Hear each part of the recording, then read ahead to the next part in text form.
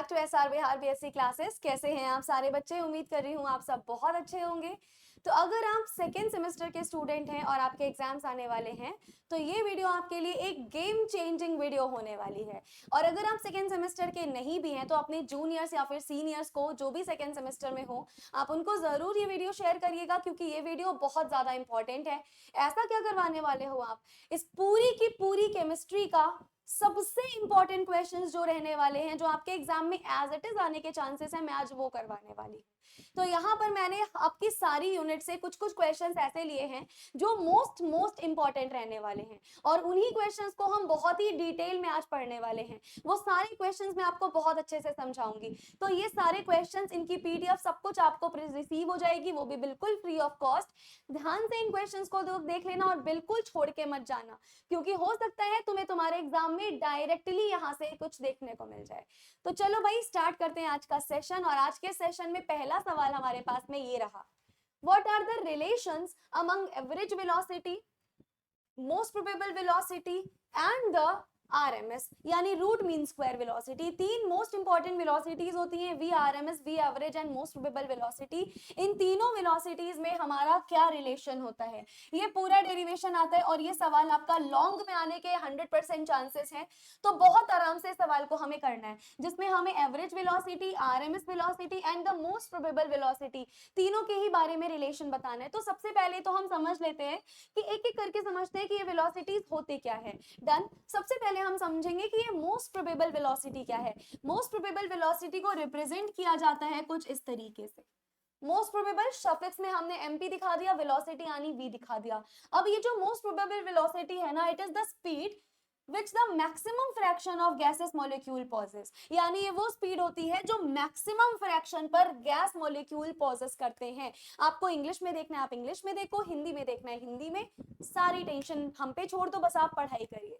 And ये कौन सी speed होती है ma'am? Most of the molecules इसी स्पीड से काम करेंगे। This is the peak point of the Maxwell Boltzmann distribution curve. और इस कर्व को बहुत इंपॉर्टेंट से पढ़ लेना, ये कर्व बहुत ज्यादा इंपॉर्टेंट है आपका, Maxwell Boltzmann distribution curve.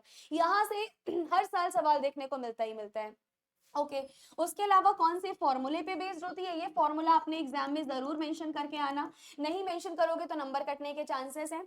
Formula होता है मैक्स हमारी मोस्ट प्रोबेबल वेलोसिटी का, vmp इज इक्वल्स √2rt/m। ये फॉर्मूला आप बिल्कुल याद रखना चाहिए। तो vmp हो गया √2rt/m, जहां जहां पता है r क्या है, r is the universal gas constant. T पता है क्या है? दैट इज एब्सोल्यूट टेम्परेचर, जो हमेशा केल्विन में मेजर करेंगे। एम हमारे पास में मोलर मास होता है, और किसका मोलर मास मैम? कोई भी गैस जो हम ले रहे होंगे उसका मोलर मास, जिसको किलोग्राम पर मोल में आप रिप्रेजेंट करने वाले हो। अगर हम बात करेंगे एवरेज स्पीड की कि मैम ये बताइए अब एवरेज स्पीड क्या होती है, यानी अगर आपको एवरेज वेलोसिटी जाननी है तो इसको हम कैसे रिप्रेजेंट करेंगे मैम? इसको हम वी एवरेज से रिप्रेजेंट कर सकते हैं। ये अरिथमेटिक मीन होता है सभी गैसेस की स्पीड का, यानी जब हम गैसेस की स्पीड का मीन निकाल लेते हैं तो ये वो है। इसका फॉर्मूला क्या होगा मैम? इसका फॉर्मूला होता है √8RT/πm। समझ में आया क्या फॉर्मूला होगा इसका मैम? इसका फॉर्मूला होगा हमारे पास में √8RT/πm। अच्छा अगर हम रूट मीन स्क्वायर के बारे में बात करेंगे, यानी अगर हम बात करेंगे VRMS के बारे में, तो इसका क्या फॉर्मूला होगा? सुनना, this speed is the square root of the mean of the square, यानी यहाँ पर स्क्वायर रूट लग जाता है बस, और कोई ज्यादा खास डिफरेंस नहीं होता।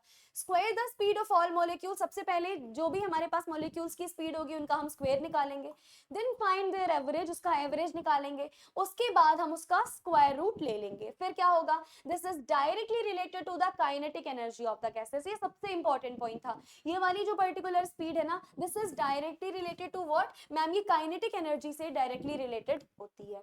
उसके बाद में इसका फॉर्मूला जो कि बहुत ही इंपॉर्टेंट है, दैट इज √3RT/m। यहाँ भी सब सेम चीज, R मतलब गैस कांस्टेंट, T मतलब टेम्परेचर, M का मतलब है मोलर मास। अब हमें तो इनका रिलेशन देखना है। अभी तक हमने इंडिविजुअली इनके बारे में बात कर ली कि इंडिविजुअली ये क्या क्या रिप्रेजेंट करते हैं, वो हमने डिस्कस कर लिया। Now we have to see their relations. अब मैम ये बता दो इनका रिलेशंस क्या होता है, आओ समझो। हमें अगर RMS, V एवरेज और मोस्ट प्रोबेबल में रिलेशन बताना है तो रिलेशन हम कुछ इस तरीके से लिख सकते हैं। सबसे पहले हमने सबकी वैल्यूज पुट कर दी कि मोस्ट प्रोबेबल की वैल्यू क्या होगी, एवरेज की वैल्यू क्या होगी और आरएमएस की वैल्यू क्या होगी। फिर हमने क्या किया, फिर हमने under root R T upon M से डिवाइड किया। इसी से क्यों डिवाइड किया, क्योंकि इन तीनों वैल्यूज में ये under root R T upon M आपको कॉमन मिल रहा था। जब आपने इनसे डिवाइड कर दिया तो क्या मिल जाएगा, डिवाइड करने पर जो इनका रेशियो मिलेगा बेटा वो कुछ इस प्रकार से मिलेगा, under root 2 ratio under root 8 upon pi ratio under root 3। ये देखो अंडर रूट 2 हमें मिला, आर टी अपॉन एम से तो हम ऑलरेडी यहाँ पर क्या कर चुके हैं ma'am, R T upon M से यहाँ पे ऑलरेडी आप डिवाइड कर चुके हो। इधर अंडर रूट 8 अपॉन पाई मिला, आर टी अपॉन एम से डिवाइड कर चुके हैं, इधर अंडर रूट 3 हमें मिल गया। डन। उसके बाद में देखिए, उसके बाद में मैम अगर आप इन्हीं न्यूमेरिकल वैल्यूज का यूज करोगे तो जो फाइनल रिजल्ट निकलेगा वो क्या होगा मैम, फाइनल रिजल्ट हमारे पास कुछ इस प्रकार से निकलेगा। यानी सबसे ज्यादा जो स्पीड होगी वो रूट मीन स्क्वायर स्पीड होगी, रूट मीन स्क्वायर के बाद जो स्पीड आएगी वो एवरेज आएगी, और एवरेज सॉरी मोस्ट, उसके बाद हमारे पास मोस्ट प्रोबेबल होगी। Got it. सिमिलरली अगर इनका न्यूमेरिकल रेशियो निकालना है तो ये रहा आपका न्यूमेरिकल रेशियो। जब हमने उनको सॉल्व कर लिया, वो जो डिफरेंट वैल्यूज, ये देखो ये जो डिफरेंट वैल्यूज दी थी ना, root 2 root 8 upon pi root 3, इनको सॉल्व करने पे ये हमारे पास कुछ आ गया। डन। उसके बाद हम इनका एक बार डेरिवेशंस देख लेते हैं कि किस तरीके से सॉल्व होगा। मैम जो मोस्ट प्रोबेबल होगा वो क्या होता है, मैक्सवेल डिस्ट्रीब्यूशन लॉ के इक्वेशन हमें क्या रिसीव होता है मैम, इसके इक्वेशन के according basically, just a minute मैं आपको दिखाती हूँ हमें क्या रिसीव होगा। हमें बेसिकली मैक्सिमम पॉइंट यानी जो पीक मिलती है, that is of the probability curve where the largest number of molecules are present। और इसको क्या बोला जाता है मैम, इसको बेसिकली हम मोस्ट प्रोबेबल वेलोसिटी बोलेंगे। फॉर्मूला मैं तुमको पहले ही बता चुकी हूँ, that is under root 2 R T upon M. यहाँ आर टी एम क्या है ये सब भी मैं आपको बहुत इजीली बता चुकी हूँ। डन, ये चीज हो गई। उसके बाद में अगर एवरेज के बारे में बताना है, बता चुकी हूँ फॉर्मूला क्या रहेगा ma'am, under root 8 R T upon pi M, है ना। यहाँ पर अंडर रूट 8 अपॉन पाई हम बेसिकली इसका डेरिवेशन निकाल लेंगे। डिराइव करने के लिए एक फॉर्मूला यूज किया जाता है, दिस इज द फॉर्मूला। ये आपके बहुत ज्यादा काम का नहीं है, केवल और केवल प्रेजेंटेशन करते वक्त लिख कर आ जाना, याद कर नहीं रखना है, बहुत ज्यादा काम का नहीं है। अगर याद हो जाता है तो वेल एंड गुड, नहीं तो इस पे बहुत ज्यादा ध्यान देने की जरूरत नहीं है। ध्यान देने की जरूरत आपको डेरिवेशन पे है, जो अभी अभी मैंने सॉल्व करवाया। अगर आप रूट मीन स्क्वायर के बारे में बात करोगे, what is this, this is the square root of the mean of square of the velocities. हमें ये कहां से मिलता है मैम, काइनेटिक गैस इक्वेशन से हमें बेसिकली ये स्पीड मिलती है, जो कि इसकी हाईलाइटेड पॉइंट है।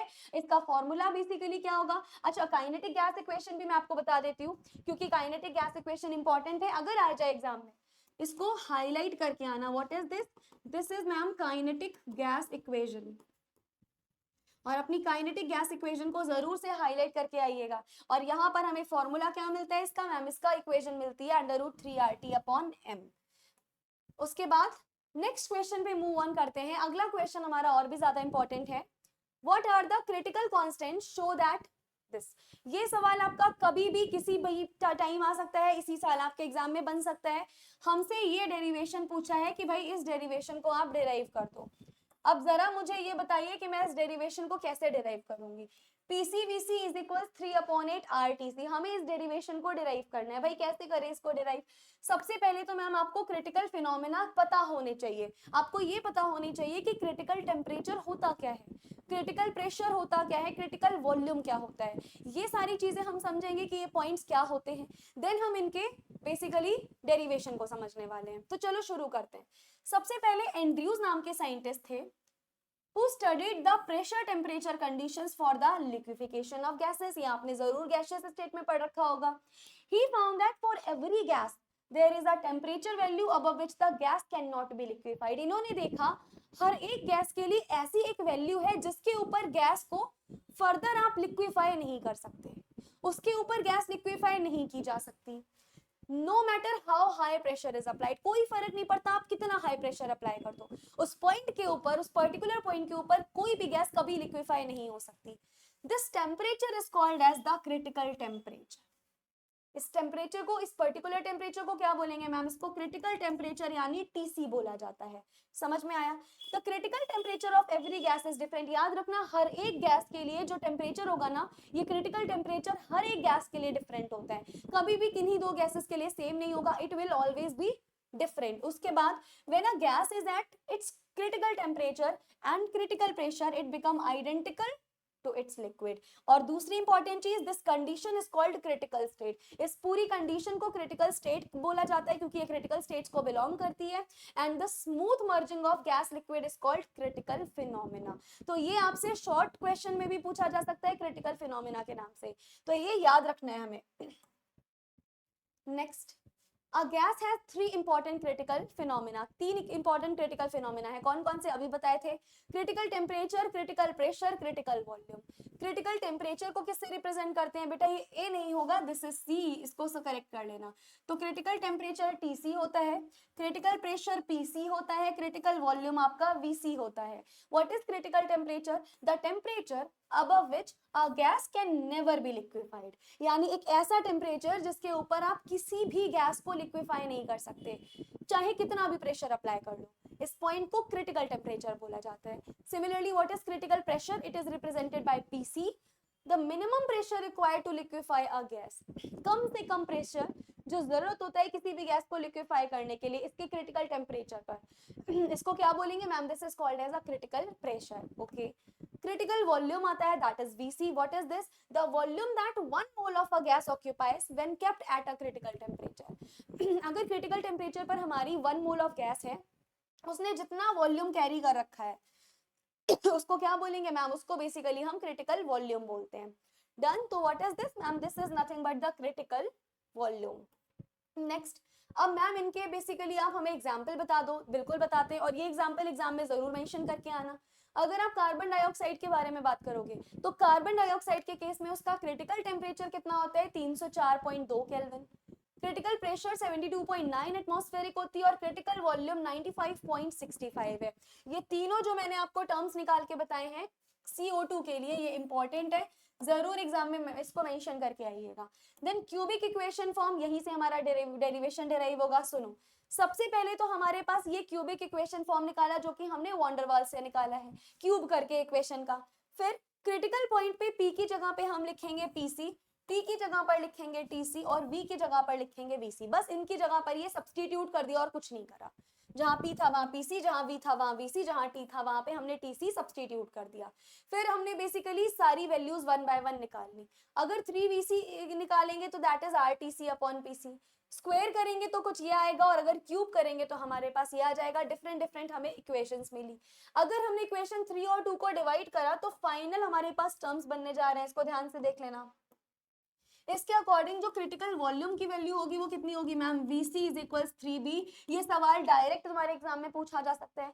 इक्वेशन नंबर 2 के हेल्प से हमने PC यानी क्रिटिकल प्रेशर निकाला।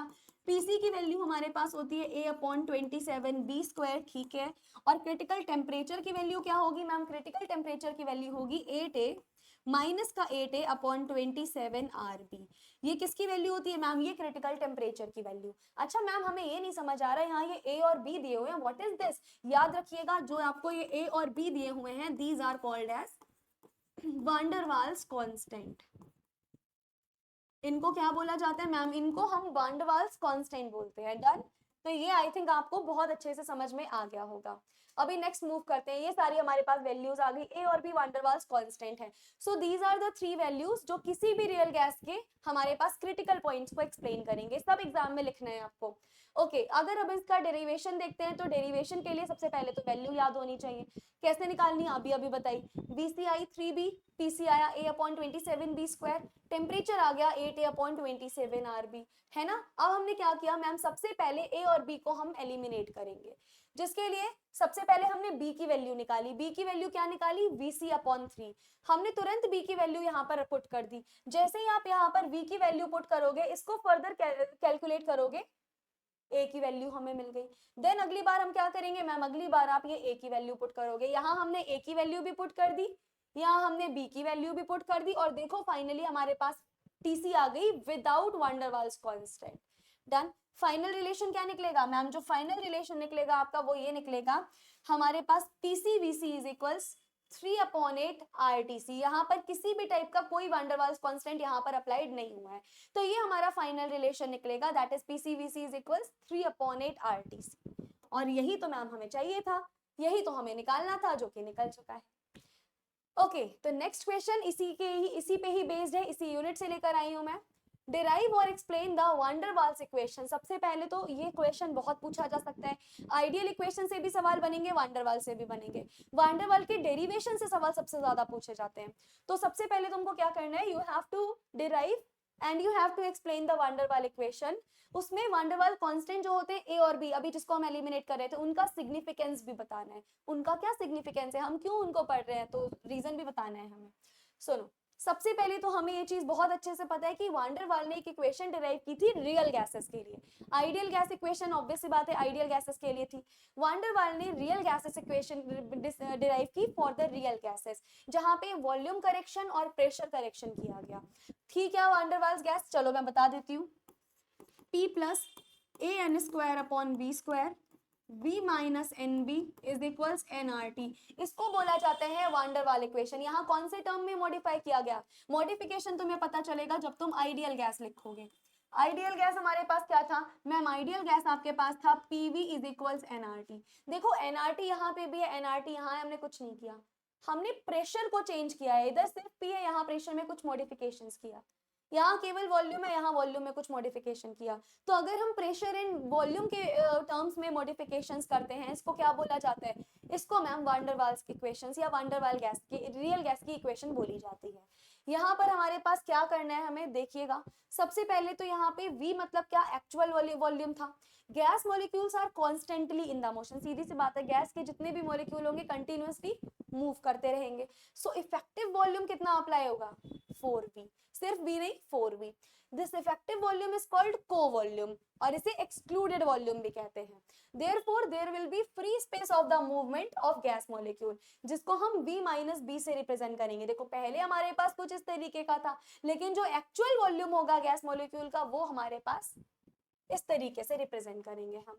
करेक्शन अगर हमें फोर्सेस ऑफ अट्रैक्शन में करने पड़े, यानी प्रेशर में अगर करेक्शन करना पड़ा, वॉल्यूम में तो आपने करेक्शन देख लिया, प्रेशर में कैसे करेक्शन करेंगे, आओ समझो। When a gas molecule is inside a container, अगर किसी कंटेनर या बीकर के अंदर कोई गैस मॉलिक्यूल है, other molecule around it exert and attraction force on it, जो दूसरा मॉलिक्यूल होगा वो यहाँ पे एक अट्रैक्टिव फोर्स अप्लाई कर रहा होगा, यानी अट्रैक्शन फोर्स लगा रहा होगा।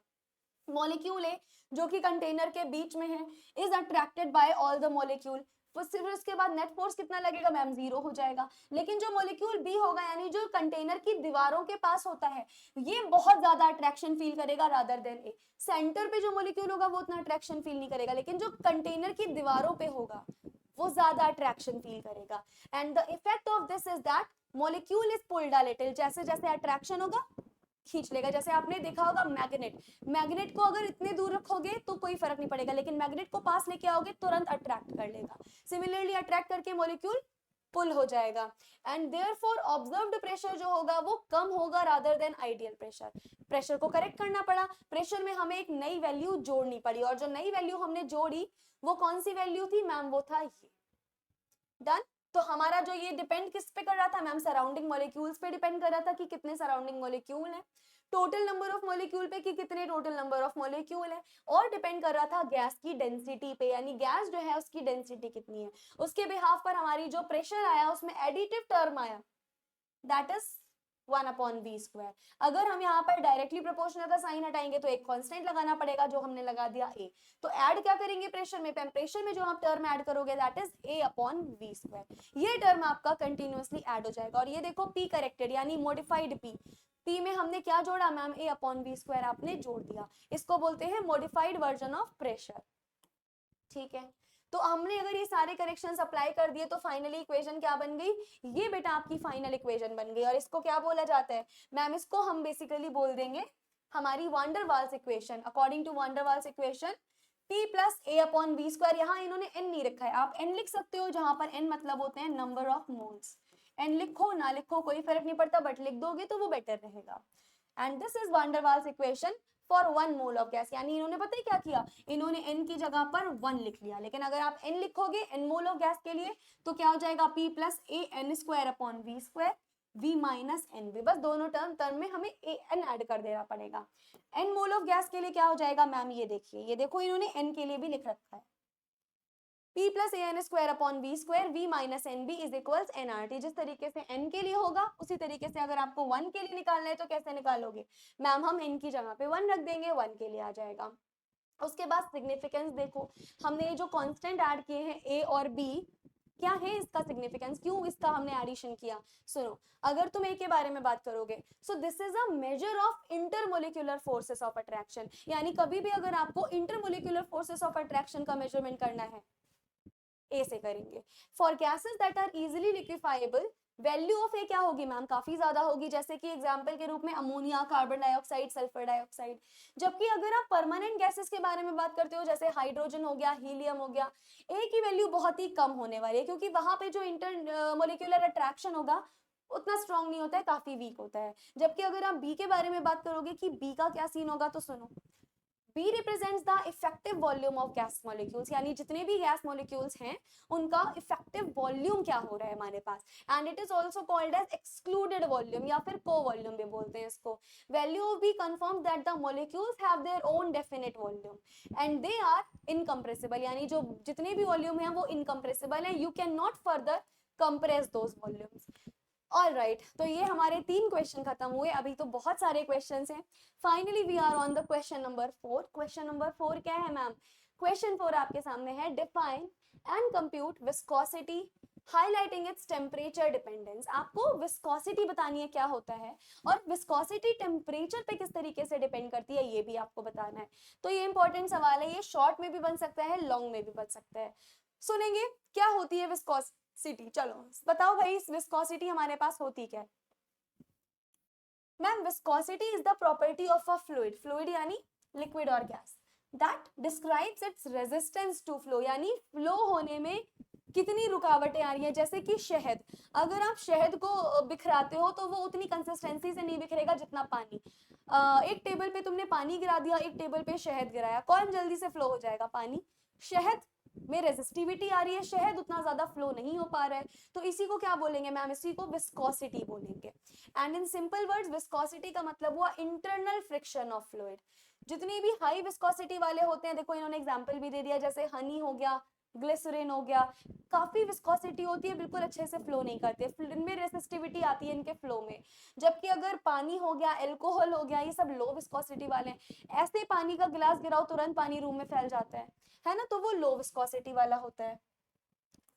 उसके अलावा कंप्यूटेशन कैसे होगा, viscosity is measured experimentally in the following veg. कौन कौन से तरीके हैं, बहुत सारे तरीके हैं, वन बाय वन सभी को पढ़ते हैं। पहला हो गया हमारे पास capillary flow method, capillary flow method को पोस्टलेज लॉ भी कहते हैं। उसके अलावा होता है हमारे पास falling sphere method, then Ostwald's viscometer. ये 3 हमारे पास मेथड है जिनके थ्रू आप विस्कोसिटी आइडेंटिफाई कर सकते हो। ये तीनों मेथड्स के बारे में थोड़ा बहुत लिख के आ जाना है बस। टेम्परेचर डिपेंडेंसी क्या होती है इनकी, अगर लिक्विड्स के बारे में बात करेंगे तो जैसे जैसे तुम्हारा टेम्परेचर बढ़ता जाएगा वैसे वैसे इंटरमोलिकुलर फोर्स भी बढ़ेगा, और फोर्स बेसिकली वीक हो जाएगा, और हमारे पास विस्कोसिटी का क्या इंपैक्ट होगा, घट जाएगी, क्योंकि इंटरमोलिकुलर फोर्स कम होगा, विस्कोसिटी भी घट जाएगी। इसको रिप्रेजेंट किससे किया जाता है मैम, इसको रिप्रेजेंट किया जाता है ईटा से। ईटा से हमने रिप्रेजेंट किया, which is directly proportional to what ma'am, which is directly proportional to e to the power of capital E R N T. What is capital E? Ma'am it is the activation energy, और हमारे पास basically gases में अगर आप देखोगे तो क्या हो जाएगा ma'am, as the temperature increases the velocity and collision of molecule increases, यानी जैसे जैसे हमारा टेम्परेचर इंक्रीज होगा मॉलिक्यूल्स के बीच में टकराव इंक्रीज होगा, और हमारे पास विस्कोसिटी भी इंक्रीज होती जाएगी। तो ये आपने क्या देख लिया, ये दोनों चीजें आपने टेम्परेचर की डिपेंडेंसी देख ली कि किस तरीके से जो आपकी विस्कोसिटी है वो टेम्परेचर पर अपनी डिपेंडेंसी दिखाती है। इजी क्वेश्चन था। अगला क्वेश्चन है सॉलिड स्टेट का, बहुत इंपॉर्टेंट क्वेश्चन है, एंड सॉलिड स्टेट चैप्टर भी बहुत इंपॉर्टेंट है। सवाल है state and apply Bragg's law. देखो ब्रेग्स लॉ आने के चांसेस 100% है तुम्हारे एग्जाम में, किसी ना किसी जगह तो ब्रेग्स लॉ पक्का आएगा। ब्रेग्स लॉ पूरा डिराइव करना है, साथ ही साथ में ब्रेविस लैटिस और क्रिस्टल सिस्टम समझाने हैं। क्या क्रिस्टल सिस्टम होगा, क्या ब्रेविस लैटिसेस होंगे, और हमारा ब्रेग्स लॉ क्या होता है। सुनो साथ में शुरू करते हैं। सबसे पहले 7 क्रिस्टल सिस्टम्स हमारे पास होंगे। कौन कौन से 7 क्रिस्टल सिस्टम, ये 7 क्रिस्टल सिस्टम को मैं तुम्हें एक ट्रिक से समझाती हूँ। कौन सी ट्रिक, क्यूट और मदर। मदर तो मैम क्यूट है, लेकिन ट्रिक क्या है आओ सिखाऊंगी। सीयू, सीयू से हमारा क्या आया, क्यूबिक। टीई, टीई से आएगा हमारे पास टेट्रागनल। ओ आर, इससे हमारे पास आएगा orthorhombic.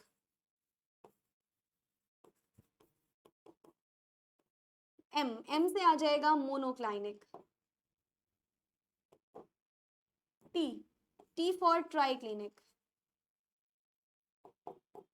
H for hexagonal, R rhombohedral।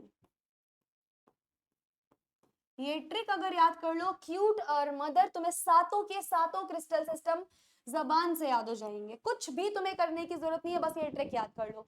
Cute our mother, CU cubic, TE tetragonal, OUR पूरा ऑर्थोरोम्बिक बन जाएगा, मदर का M monoclinic, T triclinic, H hexagonal, R rhombohedral, and this is called as a 7 segment of crystal।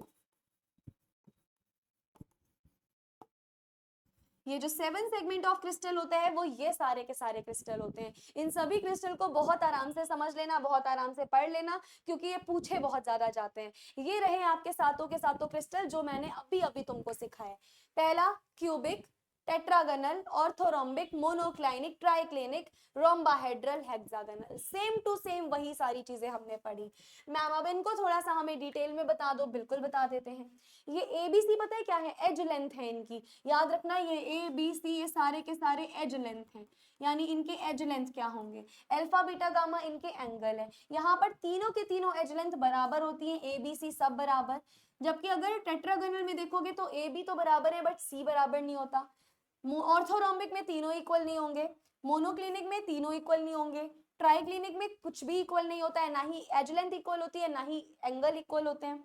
Rhombic में सब equal होगा, बस angle दो same होंगे, दो अलग होंगे, एक अलग होगा। हेक्सागोनल में दो एज लेंथ सेम, थर्ड अलग। और ये चीजें बस आपको याद करनी है कि एज लेंथ का क्या सीन होगा, एंगल का क्या सीन होगा। उसके अलावा इनके एग्जाम्पल समझने, जैसे क्यूबिक का एग्जाम्पल बहुत फेमस है, NaCl या फिर डायमंड हो गया।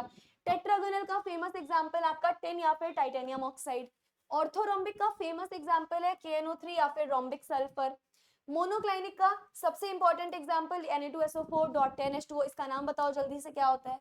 ट्राइक्लिनिक का copper vitriol, basically blue vitriol हमारे पास आंसर आएगा। रोम्बाहेड्रल का कैल्साइट हो जाएगा, और हेक्सागोनल का आपका जिंक हो जाएगा करेक्ट आंसर, या फिर ग्रेफाइट। ये सारे के सारे बिल्कुल सही एग्जाम्पल्स लिखे हुए हैं मैंने। देन अगर हम ब्रेवियस लैटिसेस के बारे में देखेंगे तो आपके मन में सवाल आएगा कि मैम ब्रेवियस लैटिसेस क्या होती हैं? देखो जी, फ्रेंच के फिजिसिस्ट ऑगस्ट ब्रेवियस थे। ऑगस्टे ब्रेवियस ने हमें बताया कि अगर कोई क्रिस्टलाइन सॉलिड, तो बेसिकली क्रिस्टलाइन सॉलिड के जो पार्टिकल्स होंगे, it could be atom, ion और molecule, they can present not only at the corner of the unit cell but also on the faces, edges or inside the body। देखो cube हमारे पास बनाते हैं पहले,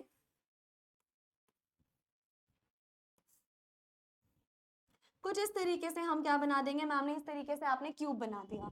अब यहाँ पर क्यूब में क्या प्रेजेंट होता है? मैम क्यूब में आपको ये वाले जो सेंटर्स दिख रहे हैं ना, दीज आर योर कॉर्नर्स, ये सब आपके कॉर्नर रहने वाले हैं। ठीक है भाई, ये सब हमारे क्या हो गए मैम? ये सारे के सारे हमारे पास कॉर्नर हो गए। इन्होंने बताया कि जो भी एटम होगा वो सिर्फ केवल कॉर्नर पर ही नहीं होता है, वो एटम आपका फेस सेंटर पर भी लाई कर सकता है, वो एटम आपका बॉडी सेंटर पर भी लाई कर सकता है, वो एटम आपका एज पर भी लाई कर सकता है, वो कहीं भी लाई कर सकता है पूरे क्यूब में। अगर हम इन्हीं टाइप्स के बारे में बात करेंगे तो डिफरेंट डिफरेंट टाइप के होते हैं। सबसे पहले होता है simple cubic cell. Simple cubic cell को SCC या फिर प्रिमिटिव यूनिट सेल भी बोल सकते हो। पता है क्या होता है SCC में? SCC में एटम होंगे वो केवल और केवल 8 कॉर्नर पे प्रेजेंट होते हैं। SCC सबसे सिंपल सेल जो होता है, सिंपलेस्ट क्यूबिक यूनिट सेल, इसमें केवल और केवल 8 एटम होते हैं और 8 कोनों पे प्रेजेंट होते हैं। 1 2 3 4 5 6 7 8। SCC में 8 एटम होंगे और 8 कोनों पे प्रेजेंट होंगे। अगर फेस सेंटर्ड में देखोगे तो क्या होगा? फेस सेंटर्ड में मैम यहाँ पर कॉर्नर से अलग हटके फेस सेंटर पे भी एटम होते हैं, यानी 8 कोनों पे तो होते ही होते हैं, फेस सेंटर पे भी होते हैं। एंड सेंटर पे या बेस सेंटर पे क्या होता है ma'am? Apart from corners there are points at the centre of two opposite faces, यानी यहाँ पर कॉर्नर पे तो है ही, लेकिन दो अपोजिट फेस में भी यहाँ पर एटम्स पाए जा रहे हैं। तो ये हमारे पास हो गया। उसके अलावा बॉडी सेंटर्ड में, मैम बॉडी सेंटर्ड में 8 कोनों पे तो है, बॉडी सेंटर पे भी हमारे पास एटम पाया जाएगा। डन। अगर हम number of atom per unit cell देखें, यानी एक यूनिट सेल में कितने एटम मिलेंगे, समझो इस फॉर्मूले से आप इस पर्टिकुलर फॉर्मूले से निकाल सकते हो, that is n is equals NC/8 plus NF/2 plus NI। यहाँ NC का मतलब क्या है, NCC का मतलब है कॉर्नर, यानी number of atom, number of atom,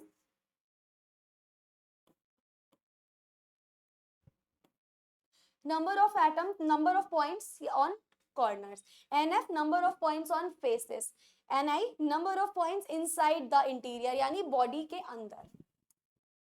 उसके अलावा ब्रेवियस लैटिसेस किस में कितनी होती है, बहुत इंपॉर्टेंट क्वेश्चन है। क्यूबिक में 3 ब्रेवियस लैटिसेस होंगी, जैसे simple cubic, face centred, body centred. ये टेबल पूरा का पूरा एग्जाम में लिख के आना।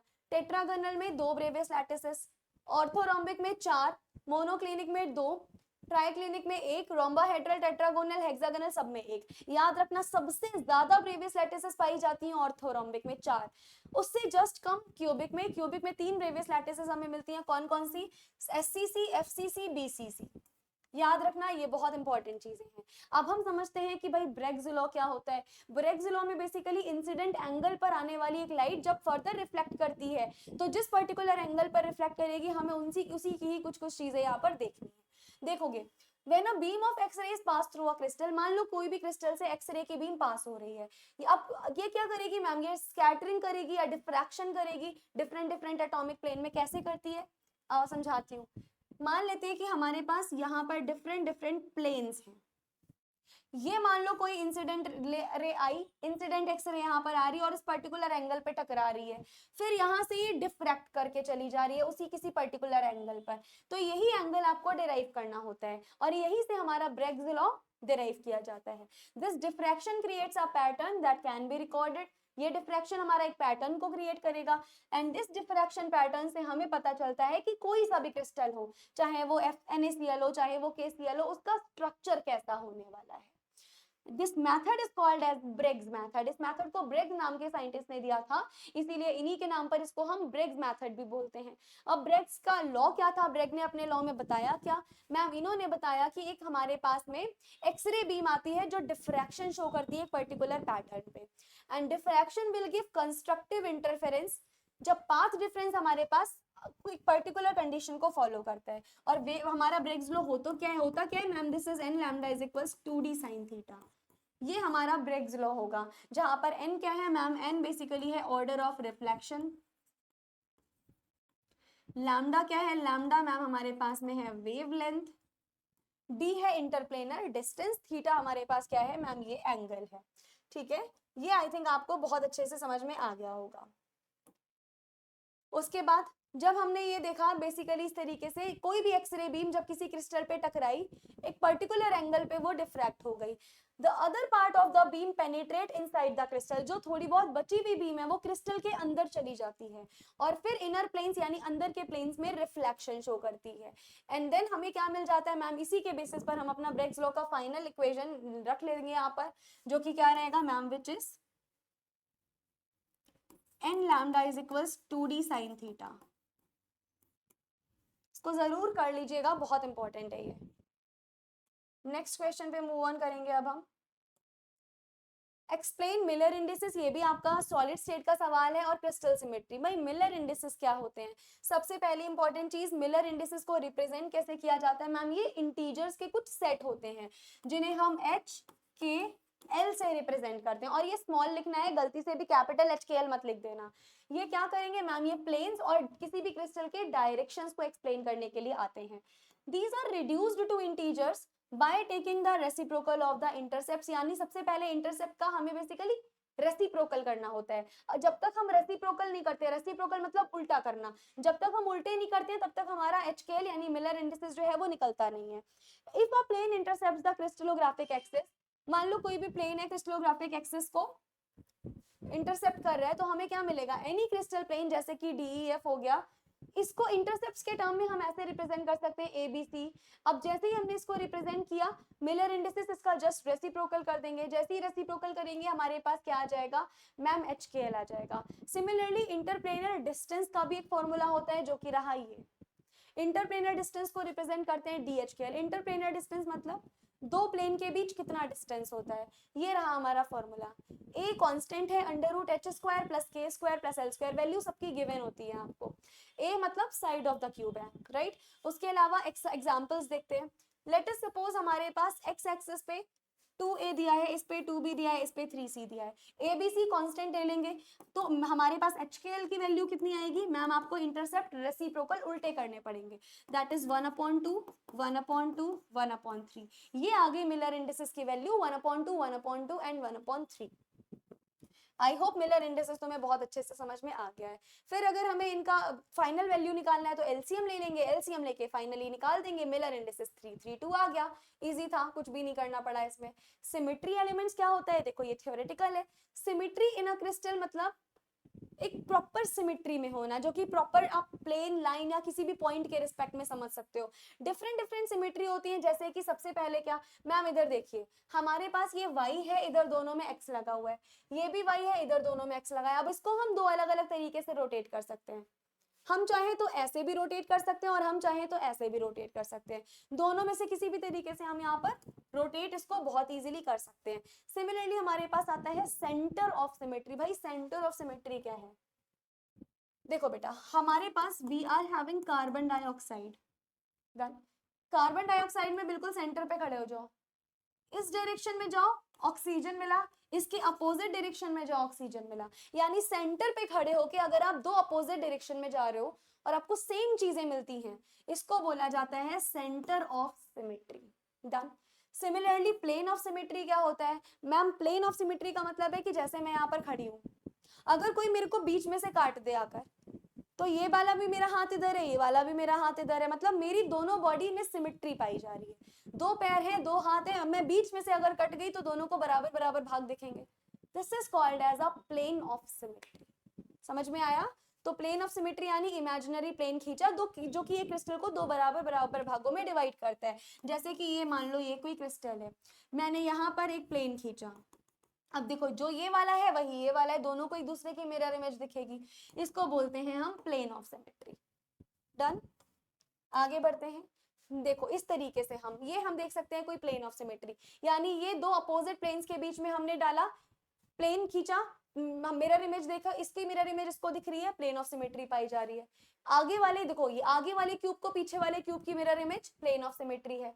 इन दोनों को एक दूसरे की mirror image, plane of symmetry है। इस तरीके से हमारे पास different different plane of symmetry lie करेंगी। These are diagonal plane of symmetry, यानी एक कोने से दूसरे कोने तक। ये रेक्टेंगुलर प्लेन ऑफ सिमेट्री, ये सब हमारे पास प्लेन ऑफ सिमेट्रीज होती हैं। एक होती है rotational axis of symmetry. Rotation axis of symmetry में क्या होता है मैम, आपको रोटेट करना होता है। रोटेट करने के बाद अगर मॉलिक्यूल आपका वैसे का वैसा आ जाए, जैसे कि ये है, अगर मैं रोटेट करूं इसको और रोटेट करने के बाद ये वैसा का वैसा आ जाए, इसको हम रोटेशनल एक्सिस ऑफ सिमेट्री बोलते हैं। यहाँ पर क्या होगा मैम, एक इमेजिनरी लाइन खींचिए अराउंड विच, जिसके अराउंड आप अपने क्रिस्टल को रोटेट करोगे और अगर फिर से वही मिल जाए, that is rotation axis of symmetry. जैसे कि मान लो मैं हूं, अगर अब मैं क्या करूं, अगर मान लो बेटा मैं 360 डिग्री के एंगल पर घूमूं, मैंने 360 डिग्री के एंगल पर पूरा चक्कर लगा दिया, मैं वैसी की वैसी खड़ी हूँ, मैं वैसी की वैसी तुमको मिल गई, यानी rotation axis of symmetry present है। डन। यानी अगर हम 360 डिग्री के अराउंड रोटेट करेंगे तो हमें सेम शेप मिल जाएगा। इसी को क्या बोला जाता है, रोटेशनल एक्सिस ऑफ सिमेट्री बोला जाता है। ये देखिए कुछ हमारे पास एग्जाम्पल है। Next, rotation reflection axis of symmetry. यहाँ पर रोटेट भी करना है मॉलिक्यूल को, रोटेट करवाने के बाद रिफ्लेक्ट भी करवाना है, यानी मिरर इमेज भी देखनी है। अगर रोटेट होने के बाद, मिरर इमेज होने के बाद जो था वही वापस आ जाए, सेम मिरर इमेज बन जाए, तब आपका rotational reflection axis of symmetry present होगा, नहीं तो नहीं प्रेजेंट होगा। इसी को मैंने थ्योरेटिकली लिखा हुआ है। Similarly rotation inversion axis of symmetry उतना काम का नहीं है, उतना पूछा नहीं जाता। यहाँ पे रोटेशन करवाने के बाद उल्टा करना पड़ेगा, उल्टा करने के बाद अगर सेम आ जाए तो प्रेजेंट है, नहीं तो प्रेजेंट नहीं होगा। ये कुछ कुछ एग्जांपल्स आपको दिए हुए हैं, आप इनको चाहो तो देख सकते हो। उसके बाद प्रॉपर रोटेशन और इम्प्रॉपर रोटेशन क्या होती है, इंपॉर्टेंट है।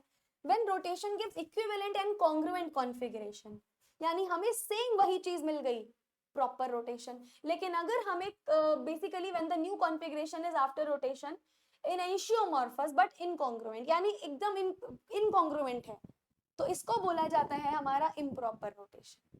डन। जैसे कि salts of strong acid and weak base, ये सॉल्ट बनाए, ये सॉल्ट क्या शो करेंगे मैम, ये जाते हैं basically the salt undergoes hydrolysis, क्योंकि ये cation of the weak bases whenever reacts with water then these salt forms. for example जैसे अमोनियम क्लोराइड पानी के साथ रिएक्शन करने पे एक बेस का फॉर्मेशन करेगा, लेकिन क्योंकि HCl एक स्ट्रॉन्ग एसिड होता है, ये कंप्लीटली डिसोसिएट होगा, डिसोसिएट होकर कैटायन और एनायन में टूट जाएगा। सो प्रॉपर हाइड्रोलिसिस को हम इस तरीके से फॉलो कर सकते हैं। इसी वजह से अगर आप इनकी हाइड्रोलिसिस रिएक्शन देखोगे तो कुछ इस तरीके से हो जाएंगी हाइड्रोलिसिस रिएक्शन। ओके, अब नेक्स्ट क्वेश्चन हमारे पास में है derive and apply the Henderson-Hazelbalch equation for the buffers।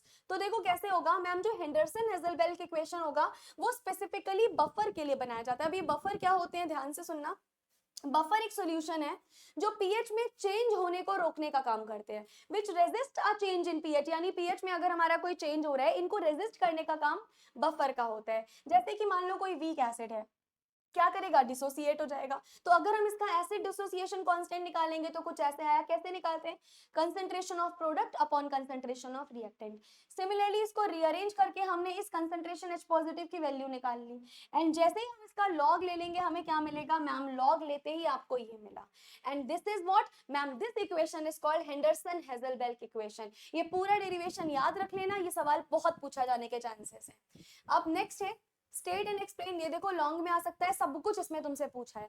सबसे पहले तो तुम्हें मैक्सवेल डिस्ट्रीब्यूशन लॉ बताना है। मैक्सवेल डिस्ट्रीब्यूशन लॉ ये बताता है कि molecule of any gas move at different velocities and a fraction of the number of molecule एक ही वेलोसिटी रेंज में लाई करते हैं। जबकि अगर हम टेम्परेचर का इफेक्ट देखेंगे वेलोसिटी डिस्ट्रीब्यूशन पे तो ग्राफ फ्लैटर और ब्रॉडर हो जाता है जैसे जैसे आपका टेम्परेचर इंक्रीज होना शुरू होता है। सिमिलरली अगर हाई टेम्परेचर के बारे में बात करोगे तो एवरेज काइनेटिक एनर्जी जो मॉलिक्यूल की होगी वो बढ़ जाएगी, जिसकी वजह से ज्यादातर मॉलिक्यूल हाई वेलोसिटी पे मूव करेंगे। और अगर लो टेम्परेचर पे देखोगे तो मॉलिक्यूल की जो वेलोसिटी है वो कम रहेंगी और जितने भी कर्व होंगे वो शार्प पीक्स हमें देने की कोशिश करेंगे। उसके बाद अगर आपको ये देखना है तो देखिएगा जरा average velocity and most probable velocity में डिफरेंस। एवरेज वेलोसिटी को वी एवरेज से रिप्रेजेंट करते हैं, मोस्ट प्रोबेबल को एमपी से। एवरेज वेलोसिटी एक मीन होता है, यानी एक एवरेज होता है सभी वेलोसिटीज का, जबकि ये velocity at which maximum number of molecules are moving. इनका formula √8 RT / m √2 RT / m slightly greater है मोस्ट प्रोबेबल वेलोसिटी से, जबकि ये छोटी होती है एवरेज वेलोसिटी से। lies to the region of VMP यानी most probable, but it is the peak of Maxwell distribution curve. ये पूरा बना के लाना बहुत इंपॉर्टेंट है। ओके जी, अगला सवाल सॉल्ट हाइड्रोलिसिस से। What is salt hydrolysis? जैसे ही आपका कोई भी सॉल्ट, मान लो NaCl, पानी के साथ रिएक्शन करेगा और इसके आयंस वाटर के साथ कंबाइन होंगे, एसिडिक या बेसिक सॉल्यूशन बनाएंगे। इस पूरे फिनोमेना को सॉल्ट हाइड्रोलिसिस बोला जाता है। जैसे अमोनियम क्लोराइड एक सॉल्ट था, किस किस का मिलकर बना है मैम, इन दोनों से मिलकर बना है। वाटर में डिसोसिएट होके क्या बनाएंगे, कैटायन और एनायन में डिसोसिएट हो जाएंगे। सिमिलरली Cl- क्या है मैम, ये हाइड्रोलिसिस में नहीं जाएगा फर्दर, अमोनियम दोबारा हाइड्रोलिसिस में जाकर के अमोनिया हमें बना के दे देगा। सिमिलरली पीएच कैलकुलेशन कैसे करते हैं, बहुत इजीली करते हैं। ये आपकी इक्वेशन आ गई, this is the most most most important equation, जरूर से इसको हाईलाइट कर लीजिएगा। सिमिलरली नेक्स्ट हमारे पास बफर सॉल्यूशन, अभी अभी मैंने बताया बफर सॉल्यूशन एक ऐसा सॉल्यूशन है जिसका पीएच ऑलमोस्ट कांस्टेंट रहता है। बफर चाहता है कि कोई चेंजेस ना हो पीएच के, even when small amount of acids or bases, change same रहने वाला है। यहाँ पर एसिडिक बफर किसका मिक्सचर होगा, वीक एसिड और इसके सॉल्ट का। ये बहुत इंपॉर्टेंट क्वेश्चन है बेटा, बेसिक बफर, वीक बेस और इसके सॉल्ट का। और इसकी पीडीएफ आपको मिल जाएगी, जरूर से ले लीजिएगा, ये सारी चीजें बहुत इंपॉर्टेंट है। Why sodium acetate alone is not a buffer? अगर सिर्फ सोडियम एसिटेट के बारे में बात करोगे तो ये एक बफर क्यों नहीं होता है? सोडियम एसिटेट बेसिकली वाटर में डिसॉल्व हो जाएगा, and when it dissolves in water it ionises completely. This is how it ionises. Sodium acetate will ionise completely, acetate ion and sodium ion का फॉर्मेशन यहाँ पर हो जाएगा। Next, here only conjugate base is present, क्योंकि सिर्फ conjugate base present है, weak acid absent है, तो कोई भी एसिड यहाँ पर प्रेजेंट नहीं होगा इस प्रोटॉन को न्यूट्रलाइज करने के लिए। Further you can also see कि बफर एक्शन जो है ये सिर्फ तभी पॉसिबल होगा when both acid and salts are present. If any one of them is absent तो आपका ये वाला जो फिनोमेना है ये उतना बेटर हमारे पास प्रेजेंट नहीं होगा। सिमिलरली अगर यही आप सॉल्ट हाइड्रोलिसिस में देखोगे, सॉल्ट और वाटर जैसे ही हमारे पास रिएक्शन करेगा एसिडिक या बेसिक सॉल्यूशन में, हमें ये बेसिकली दे देगा। इसी को हमने एग्जाम्पल से समझा है। सिमिलरली अगर आप बफर सोल्यूशन के बारे में बात करोगे, a solution whose buffer remains constant, अगर कोई सोल्यूशन जिसका बफर कांस्टेंट रहता है, जैसे कि ये देखो वीक एसिड और उसका सॉल्ट हमने ले लिया। नेक्स्ट, ये बहुत इंपॉर्टेंट है। देखो मिलर इंडिसेस क्या होता है, मैंने अभी थोड़ी देर पहले तुम्हें एक्सप्लेन किया था। इंटीजर्स के सेट होते हैं जो किसी भी प्लेन के बताने के काम करते हैं। कोई भी प्लेन इंटरसेक्ट करता है सारे रीजन को, जैसे एक्स वाई जेड तीनों, इन तीनों प्लेन्स के लिए हमारे पास इंटरसेप्ट निकालेंगे, उन इंटरसेप्ट्स का रेसिप्रोकल कर देंगे, और जैसे ही आप उन इंटरसेप्ट्स का रेसिप्रोकल कर दोगे आपको क्या रिसीव होगा, इंटरसेप्ट्स का रेसिप्रोकल करने से आपको मिलर इंडिसेस रिसीव होंगे। Without reciprocal of intercept Miller indices नहीं मिलते। तो ये इंपॉर्टेंट है, इसको याद रख लेना। Next, symmetry element. Symmetry element अभी अभी मैंने बहुत डिटेल में बताया। प्लेन ऑफ सिमेट्री क्या होता है, similarly axes of symmetry, centre of symmetry, I have already told in very detail.